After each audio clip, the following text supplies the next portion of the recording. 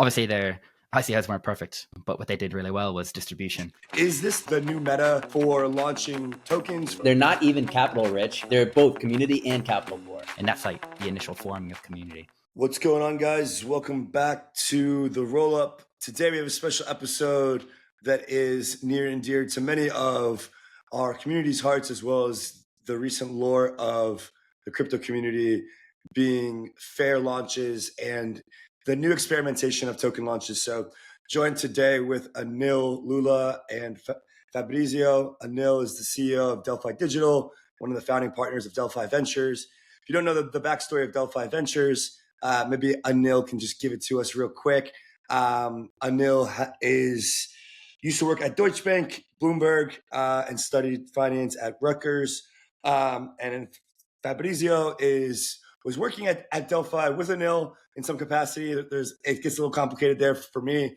And then now has spun off and built this platform called Legion, which is meant to basically solve this high FDV, low float, retail dumping kind of, or VC dumping, retail losing kind of phenomenon that we're seeing in crypto. So a lot to unpack today. And yeah, guys, thank you for coming on and being here today. Yeah, damn. I love it. I feel like you just read off my LinkedIn profile and just took it from there. But yeah, excited to do this. This is the first time that Fabrizio and I are on a pod together, and first time I get to like really talk about Legion, which is like probably one of the labs incubations I'm most excited about. So yeah, great to be here. Cool. Yeah. Thank you for having me. Very much looking forward to this and some good time ahead. Yeah, sweet. So I think what would be super helpful is to understand kind of the backstory of how this entire idea came about, right? So I understand that Delphi has like multiple divisions, one of them being a kind of consulting and early stage token development side, if you will, doing a lot of tokenomics, protocol design, things like that. And so you guys had a lot of experience building out that kind of side and working with these early stage teams. And then now we kind of spun out Legion out of Delphi. So what's kind of the backstory on Legion and why did this come about? Why did you guys feel that this was important to kind of spend time on? Yeah, definitely. Maybe, yeah, taking a back step, like Delphi has three main businesses, right? Research, which also houses our consulting division, labs where we, build and incubate projects, and then ventures where we obviously invest in teams that we kind of like believe in or pushing crypto forward. Honestly, all three sides kind of like saw the need for this problem, which was token launches were just not going well and not reaching the right demographic of people that we wanted to get the token in the hands of, right? And, I know we're going to, dive deep into this and Fabrizio is probably going to do a much better job than me, but like time and time again, we've seen how these like low float, high FDVs have not only harmed just the communities and the token holders, but it's harmed the project, the teams, and honestly, the investors, right? Obviously investors like benefit off a high FDV too, but like a lot of these projects, when, VCs are investing in, we actually believe them to, make an impact on not just the crypto space, but hopefully the world, the mainstream. And, getting like a quick, return, I think sometimes it is a big detriment to the project actually achieving its like long-term vision.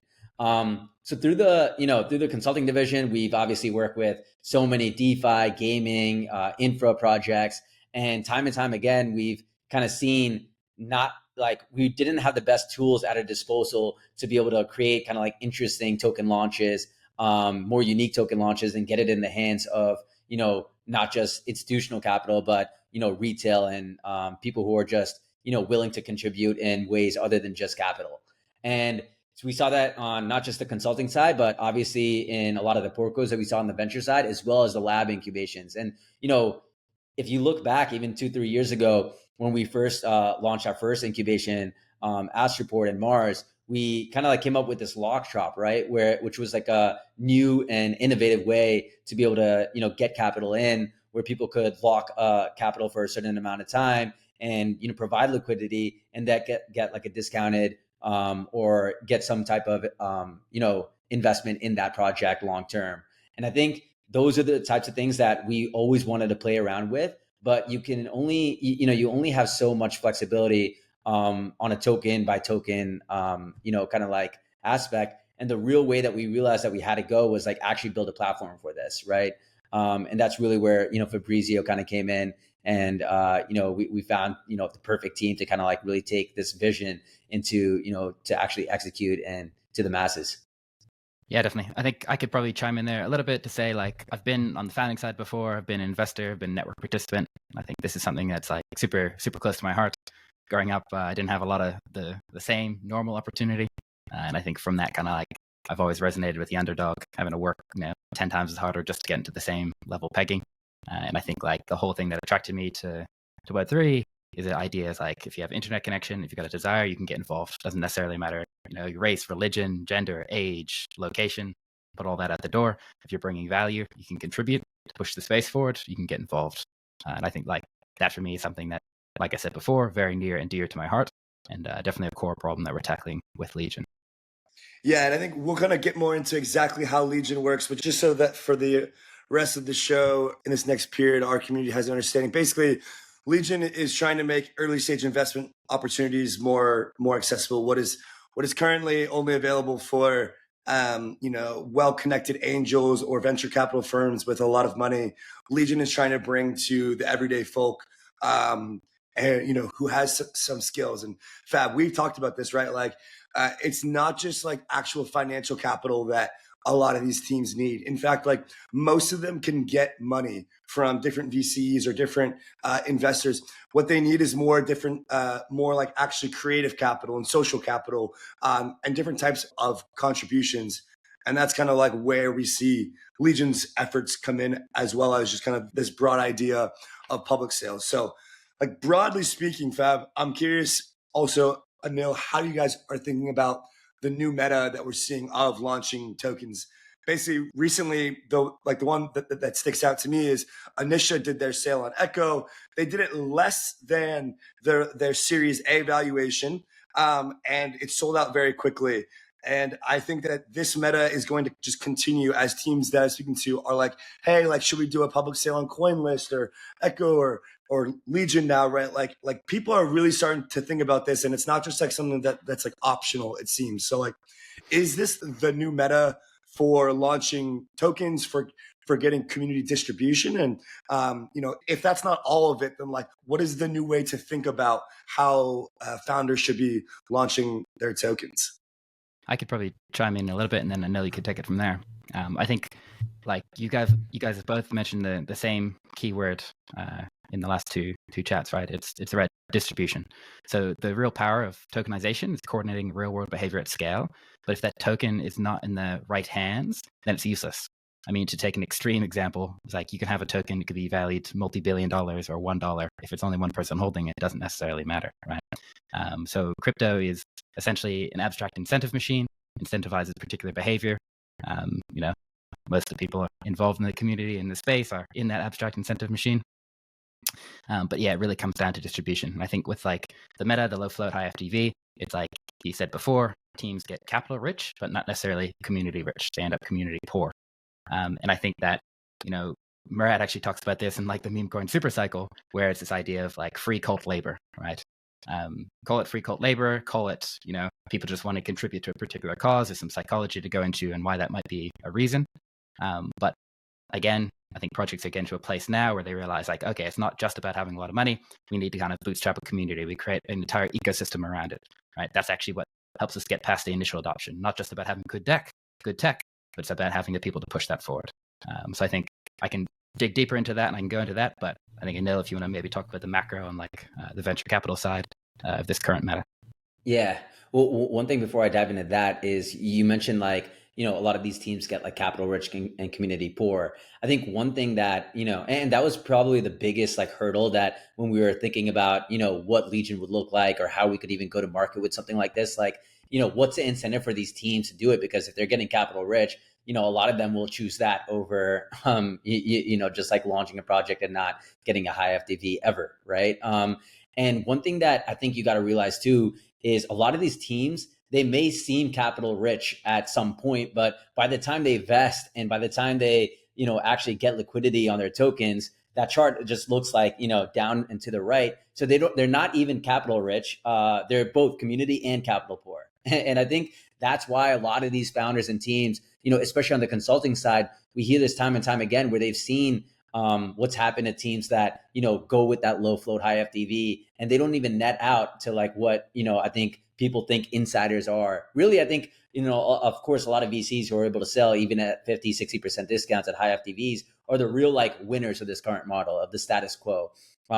So I think that is something that's like important to think about. And yeah, to Andy, to your question, like, is this the new meta? Like, I really hope so. And I think this isn't something that I have to hope. It's something that you're going to continuously see experimentation on. So it's been awesome to see what Kobe's doing with Echo. Obviously, we're really excited about what Fabrizio and the team are doing with Legion. And same thing with like what Kane's doing with Infinex, right? I think these are three like really solid options. And I think what I'm excited for are teams that choose to do, a combination of all three, or maybe use two of them to try and get exactly what Fabrizio was saying earlier, like a differentiated distribution to maybe a demographic that wouldn't have that opportunity, even 6 months, a year ago. So yeah, I'm really excited about us like continuously experimenting and trying this, because I think some of the projects that do get distribution to maybe investors and holders that now will become, very active community members can actually move the needle way more than even most of the VCs that you kind of hear of today. A quick example of that, right? It's like you can go back to the ICO days where obviously their ICOs weren't perfect, but what they did really well was distribution. And because everyone sort of comes off and gets started on the same level, we kind of talk about like, how do you form this like cult-like community or like really strong user base? It's kind of three things, right? It's like you need to give upside to that community, ideally significant upside. There needs to be some sort of effort attribution, which means people need to believe that their contributions are actually contributing to the success of the project. And then the third one, there needs to be some sort of mission, vision, or person, or cult leader, or project to sort of align around, right? And that's like the initial forming of the community. Obviously, there's no like perfect formula. You plug this in, you get at the other side on a math formula. But like with these particular conditions, you significantly increase your chance of creating that cult-like community. And if you think back, it's like SNS Spartans, or like, the Thor Chads, or like the Link Marines, right? Like it was these groups of people that actually enabled, the tech to sort of not only scale, but last multiple cycles. And I think just like hitting the nail on the head before, what Anil says is like, there's that initial blip where, yeah, it might be like, super high valuation. You might be temporarily rich for a little bit. But I think it's like, that really kills your long-term success. And like ideally, if projects and founders are achieving what they set out to do, right, it should be like an up-only chart after they achieve what they want to do at scale. Yeah, I think there's a lot of dynamics at play that are like from those 3 points. You could hit all three of those points, but still the lack of attrition to the value of the crypto tokens today versus the fundamentals that they have are still like disconnected, such that like it's still very mimetic in the sense that it's all very speculative driven, and so like.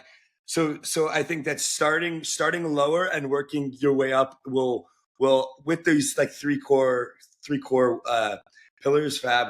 That is how you're gonna build a community from like, I don't know, maybe 20, 50 million market cap or 100 million to like $1 billion or something, right? But I think like to grow more and more, there's a lot of other factors at play, but just for starting, I think that's the right kind of perspective. But it makes me immediately think that like, while Anil is very excited about this, and I think a lot of people are in the space, I also think that like for VCs, it's going to get way harder. Like I think that VCs kind of had an easy run, and like, Anil, you guys took your venture side from like, $1 million to over $1 billion at some point. Now, I think last you told me it was like a couple $100 million or something. And like, I can't take anything away from you guys, but the reality is that meta that we have been playing in for the last like 3 years has been very much like, if you were early, you got the upside. Like it's hard for me to see now the market being so like, basically like what I'm getting at here is I think this meta is going to crush VC returns, because I don't think every project is going to be a winner. Yeah, yes and no. It's already become way harder, by the way, to your point. I also think like at the end of the day, and crypto Twitter is like a funny place. Like I think, they like seeing it as like a movie where, maybe these VCs and these insiders are always bad guys, and like retail's always a good guy and everything like that. And like, it's simply not the case, right? I think, a lot of the best investors in the space, they want their project to get the best distribution possible and do it in the fairest way possible, And that's why I think you hear a lot of VCs constantly talk about how ICOs were special days. Now, were ICOs perfect? Obviously, they have their own drawbacks, but I think allowing the opportunity for people or contributors to get in at lower valuations and earlier into projects and not have to buy on the market when something lists at multi-unicorn valuation when it's potentially pre-product. It kind of makes no sense. And honestly, again, what I was saying earlier is for a lot of the projects that we invest in, they need more than just mercenary speculative capital to make that product work, right? And if those users that are supposed to be contributors are having to buy in and then get dumped on, then it's a loss for everyone involved, right? Other than obviously people dumping, but still that really hurts the future. It kills the future of that project. So I think this is something that actually yes, it's definitely gotten harder. The metas have definitely gotten harder. It's way harder to be a VC today. I think you need to be a big brand name VC that has a lot of deal flow to really succeed, or a very deep in the niche contributor VC. But I think the ones in the middle are going to be harmed the most. But I realistically think that if this leads to projects having better launches and these charts kind of reverse rather than being down into the right and hopefully up into the right at much fairer valuations, I think that's a win for everyone involved. And it's more sustainable, more resilient, and not just a quick pump and dump like you've seen with a lot of these charts over the last 12 to 18 months. Yeah, I think I'd reinforce that by saying at Legion, we don't, it's definitely not VC versus retail, right? We like to think about it as value add versus not value add. Some VCs are absolute legends, right? They've got brand, they've got network, they've done it plenty of times before. They can help you get in conferences, etc. They can connect you with the right people. Some VCs are less than desirable, right? Some retail, right? Absolute legends. They'll go out and creating meme packs for you, or they'll be pushing your product, or they'll be personally onboarding 100 of their friends and family. It's some retail just want to flip a coin. So it's how do you optimize for these value-add network participants, whether they be VC or retail, to optimize again for your project? We have a saying at Legion, much like you start your startup, your first 10 employees define your company culture forever. Your first 50, 100, 1,000 token holders define your community culture forever. So if you can sort of coordinate that to ensure that it's very high quality, right, then you end up with a significantly higher quality community. You end up with a ideally significantly higher chance of success. Yeah, well said. And I specifically like that token holder part. I think that the Link Marines are a really good example of that. One of them, that you said I was part of that back in the day. It's just the most degen fun thing ever. And the thing went from 10 cents or I don't know. I entered around $1, and then things going from $1 to $50 or whatever was just the most ridiculous thing. And now you look back and wow, Link is still kind of quiet. That initial culture and community is still very much there, right? And so I think that's super accurate. Yeah. You can't fork that, right? There's no easy. You definitely can't. All right, so we've talked about the broad idea here, which I think is super important for people to understand why this is happening. Without this understanding of the lore, of kind of the history of the way capital formation in crypto has been, and has been done up till now, I think that Legion wouldn't be as impactful. But now we kind of understand that. So let's talk about how Legion really works. So on the roll up, we have our little ref link, our little sign up link. People have been signing up so far. They come on to the platform, and from what I understand, you guys are vetting different projects, at least in this initial stage, to come onto the platform and offer some amount of tokens or some goal to raise at a certain valuation.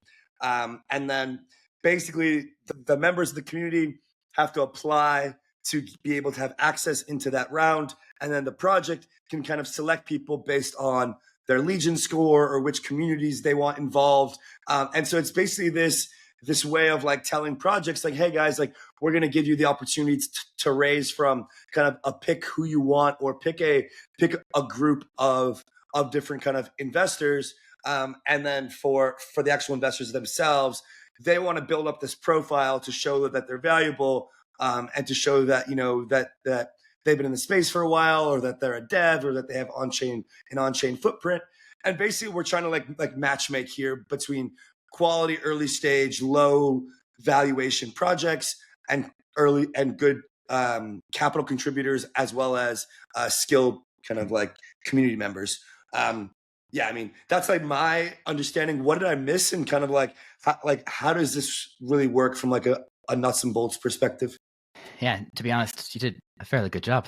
I think that's pretty much mostly spot on.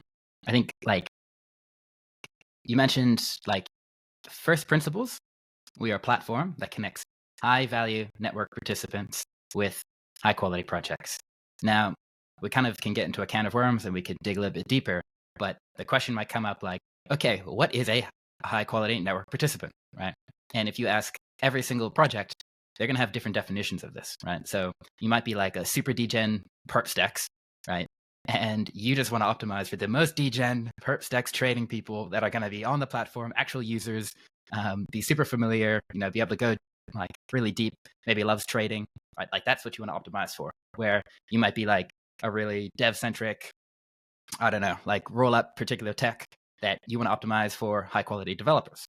So as mentioned before, Legion, we take the stance on rather than like having some, well, I guess how it currently happens, you don't actually know who you're selling tokens to when you bring it to the public market. The private market's good like that, right? You have this two-way opt-in. So essentially what Legion does, it brings that two-way opt-in that you get in the private market, but is able to do it at scale. And what you mentioned before is like for a lot of these pre-liquid token rounds, so before the token's actually gone live, these projects can bootstrap their community. We optimize not necessarily for who can invest the fastest, right? Because that doesn't necessarily mean that they're going to be a good value add network participant project, right? We essentially collect a bunch of information. It's up to the investors. They can come, they can connect their Twitter, their GitHub, their wallets, whatever they like to do. And from that, we essentially build out this quantitative score called the Legion score. It's got a lot of subcomponents to it. Obviously, just purely quantitative information is not ideal for determining if someone's good or not. We also have this other qualitative layer where we go down to some more like in details algorithms like eigentrust, no relation to eigenlayer. But you can think about it as if I really trust Anil, Anil trusts Andy. I've never met Andy before. I should be able to trust Andy by some function of how much I trust Anil and how much Anil trusts Andy, right? So you can kind of see this like social graph of feedback where who's vouching for who, tied in with quantitative information, tied in and layered on top with this continuous feedback loop where, if I come and I say to a project, hey, I'm going to help out with XYZ, and I do absolutely nothing, right? Then something needs to happen there where I'm going to either be reviewed poorly or I'm not going to have the same access to future deals. Or I might be, an absolute anon person and saying, hey, I'm happy, I want to grind, I want to hustle, and I help you out, and you absolutely love it. You could be like, okay, this person is absolute legend, and that should help me and my status grow over time. So Legion would not be possible without this base reputation layer and this continuous feedback loop, right? I think crypto fundraisers probably forever, in particular in ICO days, has had an accountability problem, right? Both on the project side, there's been plenty of projects that raised a ton of money and then said, hey, we're already rich, right? We don't even have to deliver anything, put into the foundation and just live off the foundation. There's been plenty of investors that said, hey, we'll promise you X, Y, Z, but maybe they completely go missing. They write the check, never hear from them again. So essentially, as mentioned before, we're trying to optimize, create this virtuous feedback loop where you're optimizing for high value network participants, not just in a single sale, but over multiple sales, continue to build out your portfolio, your profile. And this way, projects can have confidence to say, hey, I want to optimize for this particular group. These people have really good feedback. You can put in this application. If you want, you can put a little cover letter in to say, hey, the Rollup, for example, has a new project. I'm super passionate, Andy. I've been a community member since day one. I've watched every single one of your pods. I've minted every NFT. It's like, I really want to get involved. You might see that like, fantastic. We can give you some allocation. So that's kind of like the structure. Again, just to break it down, we're essentially a marketplace that connects these high-value network participants. We define high-value network participants with our Legion score and the qualitative feedback loops with high-quality projects. Right now, this is a very manual process. We're speaking to a lot of different teams. They're essentially going through a similar process like Delphi IC would go through to ensure that they are high quality, because we're not able just to list any single project. We want to ensure like the projects that are on Legion are of the best quality. They have a higher chance of success. Obviously, you can never guarantee success, but we do try to optimize for that. And we'll continue to grow this out. We've got some ideas on how to do this at scale. how to do this a little bit more open. But for now, this is going to be a fairly centralized process. Yeah, maybe one thing I'd add there too is like, what's so exciting for me about Legion is like today, Legion is the worst it's going to be. Then tomorrow, like it keeps getting better every day, right? So, while we're recording this pod, Legion is actually the worst version of Legion that it can be.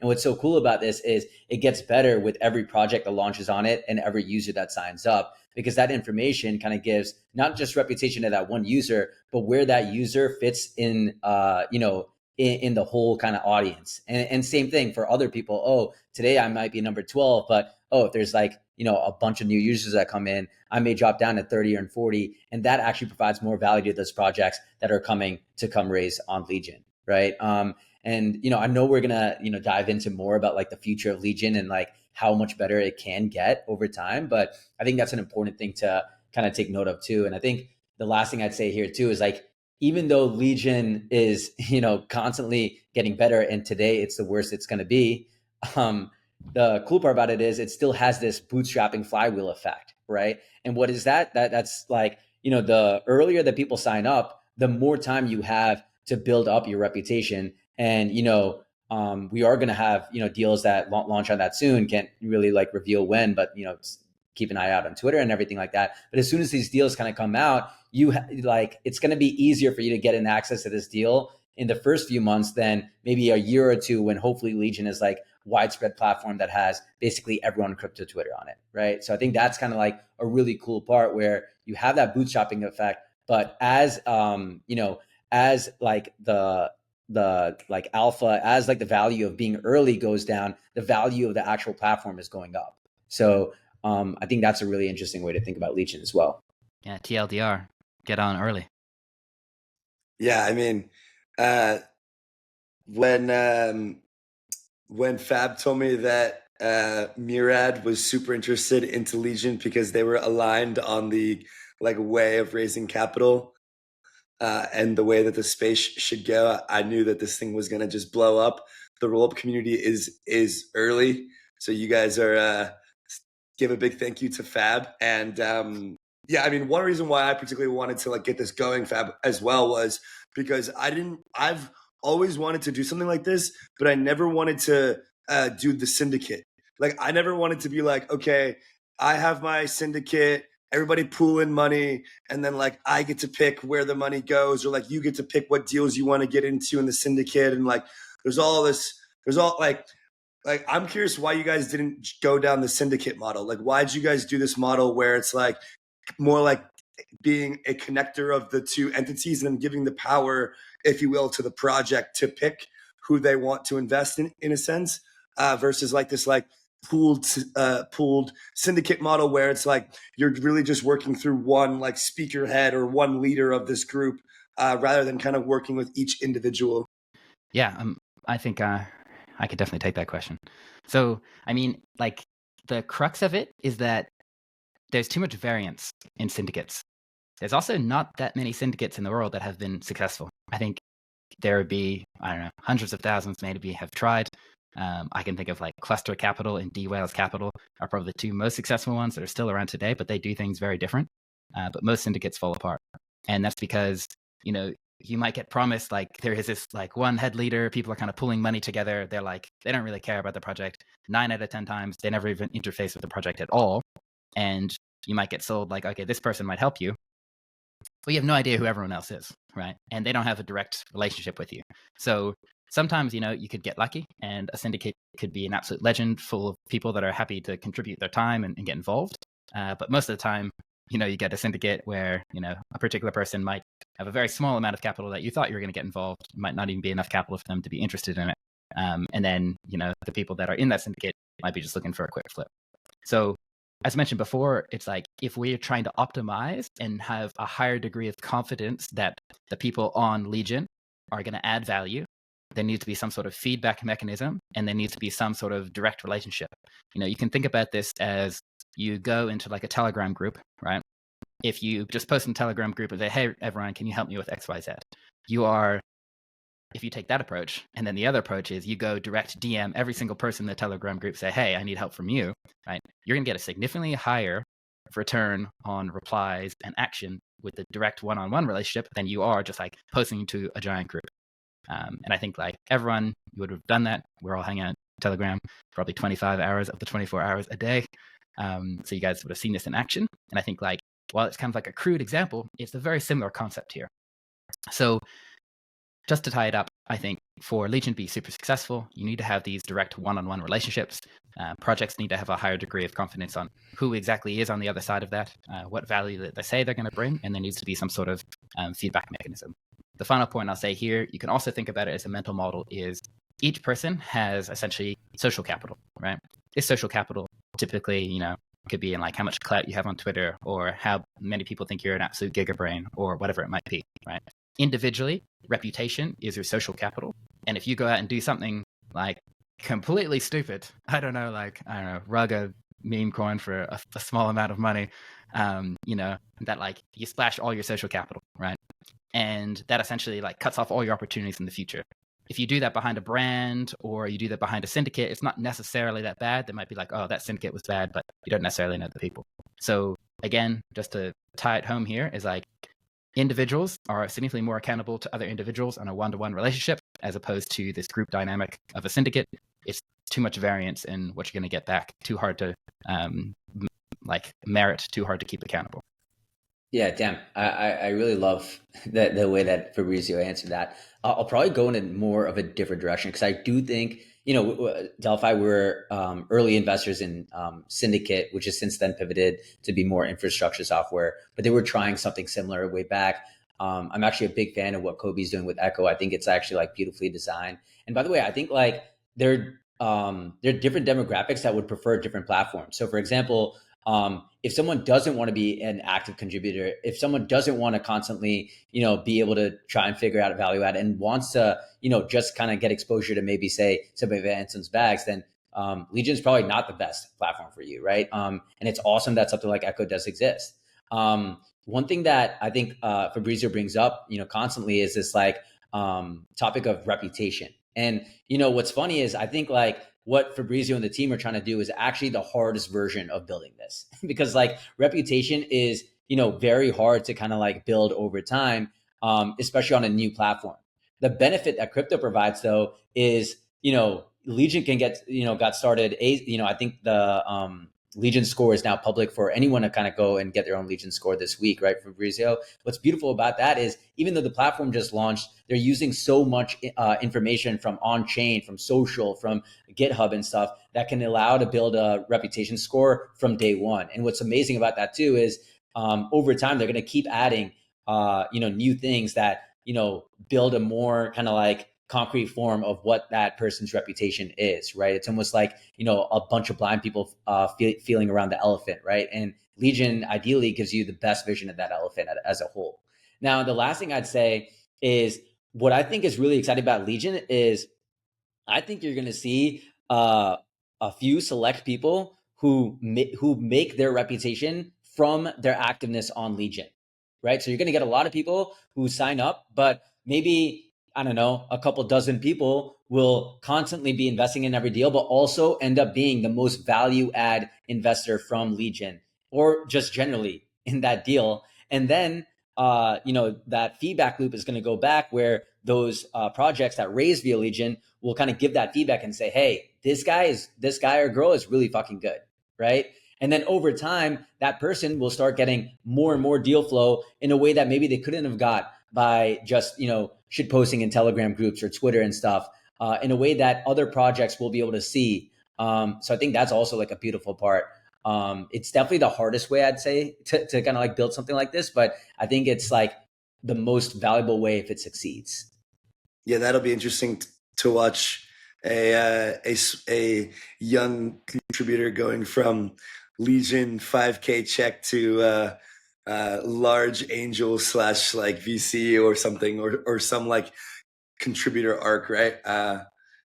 One thing is as well, I know that you're kind of hinting to, I know this is the first pod that we're able to really go into the details of Legion. Is this Metalex project that you guys are working on that kind of goes hand in hand with Legion? I am a complete noob as to what Metalex is. I think our community probably is as well. So kind of like, how do these go hand in hand, and how, like, what is Metalex? And then, like, how does it improve Legion?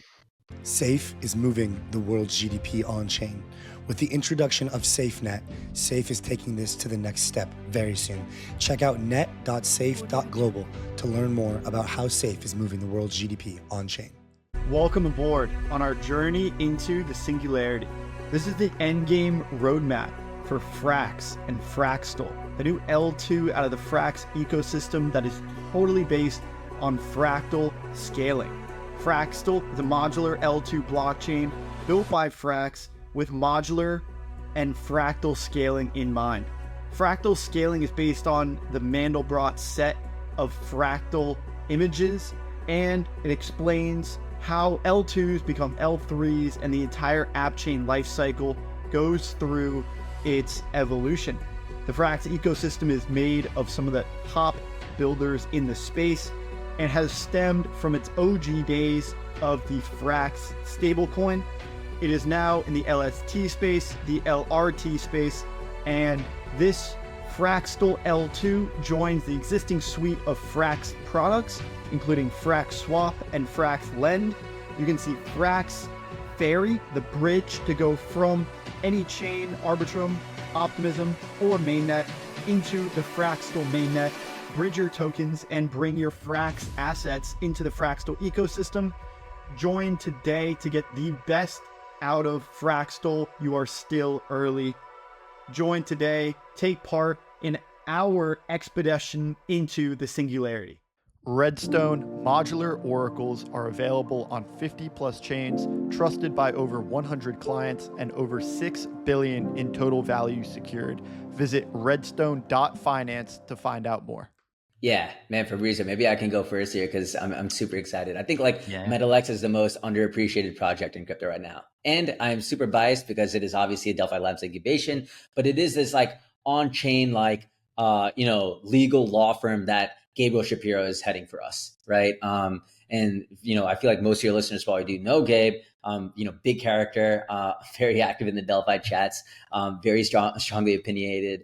I think he's hands down the best lawyer in the space, especially from how deep in the trenches he really is. So I think some of your listeners, I know, the roll-up audience is super deep, very similar to the Delphi member. Some of you may have seen this concept of Borgs. Well, what are Borgs? It's something that Gabe has been championing for a while now, and Metalex is a way to bring those to life. A Borg is basically, a DAO that connects to the real world that Gabe has designed in a way where, Gabe has probably worked as a lawyer with more DAOs than any other lawyer in the space. And, not just for personal reasons, but Gabe just is always ripping his hair out because of the frustrations of dealing with DAOs that just don't, not only do they not connect to the real world, they have no intention to, or have no idea how to navigate it. And the thing is, a lot, just like in engineering, you get a lot of technical debt, you get a lot of legal and compliance and regulatory debt by operating a DAO and not kind of connecting to the real world, which is just not realistic in the long term, especially if, crypto is going where we all wanted to see. So he kind of has constructed these Borgs, and you've seen certain protocols like Lido, for example, and Curve that have started launching and transitioning to these Borg structures. Please go on Metalex, the Twitter, or Gabe's Twitter to learn more about this. I think it's something that he's super passionate about, and honestly, it's something that's I'm super proud that Delphi has been able to help make his dreams come true, because I think it is going to move the needle for DAOs and crypto in general. Now, where does Metalex fit into what we're doing with Legion? I personally view them as brother sister company. So what's beautiful about it is, the way you can think about what Gabe is doing right now, and both of these projects started in the last 12 months. And publicly came out of stealth, but they've been ideas within Delphi for a while now, years. And what's beautiful about it is what Gabe's currently doing is working with some of our portcos, some of the projects that we've either consulted for or helped incubate, and he's going down the list and saying, what do you guys need help with from a legal standpoint? Is it whether it's DAO-to-DAO partnership? Is it grant agreements? Is it getting contractors? All the above, right? And much more. And then what he's doing is basically with his team is essentially working on that in an unscalable kind of like traditional legal agency type way, right? Of like hammering out the contracts, figuring out how they can connect to the real world as well as be crypto native. And then what's the fun part about Metalex and what the labs team really does at Delphi is automating that and building it on chain. And now what's beautiful about that is all of these, and this is why, earlier I said today is the worst day, is the worst Legion is going to be. Tomorrow is the worst Legion is going to be after that day too, is all these features are going to start being built as outlets for this, launch pad that Legion really is, this marketplace between these two projects as well as value add contributors. And now what's awesome about that is all of a sudden these projects not only get this distribution that we're constantly talking about, but they also are able to kind of get everything set up the right way as a Borg that connects to the real world and have that all automated on chain in a compliant way.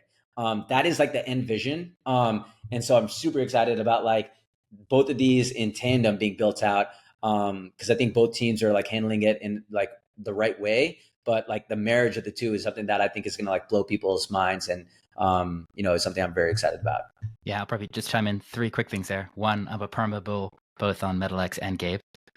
2, I think that what we haven't really touched on this podcast is pretty important, and why now as opposed to in 2020 or vice versa is obviously ICOs blew up. Everyone probably be pretty familiar with that.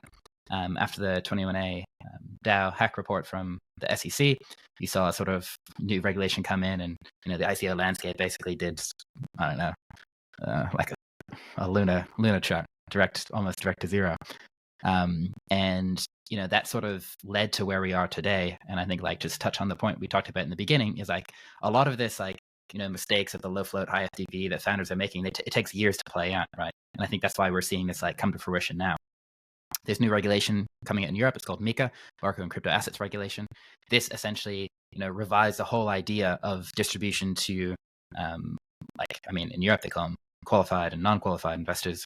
Accredited is an American term, but essentially anyone can be part of that. So to tie that back in, is as mentioned before, I've been a founder before, still a founder. One of the 3 biggest pain points is getting your legal stuff, your ducks in a row, ensuring you have the best legal setup, ensuring that you're not going to end up in a court battle with someone for years, right? Because building a product and making it successful is hard enough. Try to tie in all the legal overhead and legal battles, that's enough to pull a team apart. And so what Anil touched on was the approach Metalex are taking now, super cool. They've already started building out that automated part called the Metalex OS. Definitely ask Gabe about it, try to get involved. It's super cool tech. We're already looking at the integrations into how that would fit in, but it would be my absolute dream if, projects can come to Legion at the pre-liquid token round. They can have their Borg automatically set up. They can have the distribution set up. They can raise from high value network participants. They can raise from venture capital at the same terms, maybe better terms on Legion platform. Who knows? Up to the project. They can continue to bootstrap at that community as things change and legal setups change. Right? Essentially, the Borgs are built in a way that it's open to that flexibility, and then all that overhead of legals taken care of.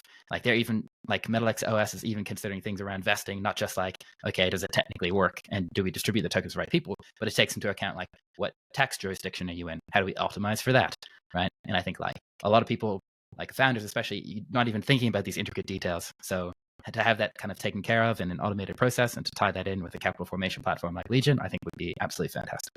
Yeah, a couple of things there.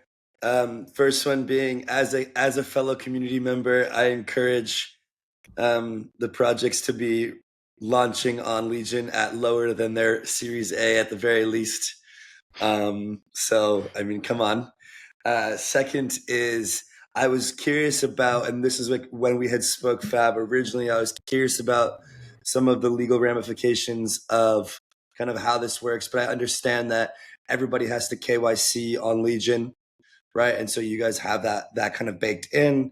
And then, based on your jurisdiction as well as the licensing that you guys have, you guys can offer a certain bit of products. So and then with the addition of Metalex, it's, this takes it even the next level with regards to automations and things. So, that's like the big question mark, right? For like, or that's at least like the very easy scapegoat as to why these projects are like, we've done this in the kind of high FDV, low float, or like the same model over and over. But I think that we're getting to a point now where like projects can feel relatively comfortable launching in this more like ICO or public sale way. Platforms like CoinList and others have been doing this for a while. But yeah, it seems like you guys have that covered, which I think was like one of my bigger questions. So I appreciate you guys kind of tackling that. I think my last like general idea here, unless Fab, there's anything else in particular that you feel like we've missed, is just like, what does the next several months look like for Legion, for our community who's going to be involved there? What is the best way for our community to like take advantage of Legion, to be active, and to make sure that we can get access to deals and that we're all set up and in the know for when deals come online? And then any other kind of key points that I may have missed that you want to talk about? Yeah, definitely. So I guess just to hit those in reverse, maybe I think it's nice to do kind of like, what's the complete future look like? I mean, a few months is a long time in crypto. 2 years is even longer. I think like there's a more pure idea that we kind of think about today, where again, this is down the line. We talk about capital formation, right? People typically think of like financial capital formation. You typically have a startup. Essentially, you raise financial capital. You take that financial capital, you turn it into production capital. What does that mean? It means you just basically take the money you raised and hire a bunch of people. Ideally, they produce some sort of value, and that creates returns for investors, right? The really cool and unique thing about crypto, right? I find like there is a lot of people that aren't necessarily financially capital rich, but they might be intellectually capital rich, creative capital rich, etc. I would really love to see a place where Legion sort of becomes, again, in the future, now you can leverage this like reputation layer and understanding like who's adding value or not. Maybe rather than people contributing that financial capital to have the upside in a project, they might come and contribute in a different type of way, right?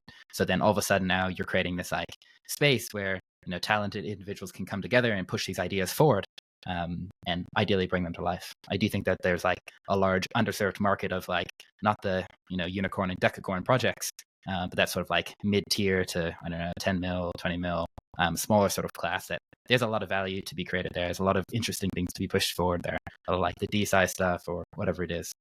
I'd like to see that kind of come to light. But again, stepping back to today, this is where we are. We're cooking today. We're building today. I think like the first step is definitely to get onto the Legion platform, generate your score. We obviously need to take things in a fully compliant way. So depending on your jurisdiction, you may or may not be able to see particular projects that are on the platform. Again, there's nothing we can really do about it. Here, obviously, we're working with a bunch of different lawyers and trying to push that forward. But it is what it is. We have to play by the rules as they stand today. Of course, we'll be lobbying to change them.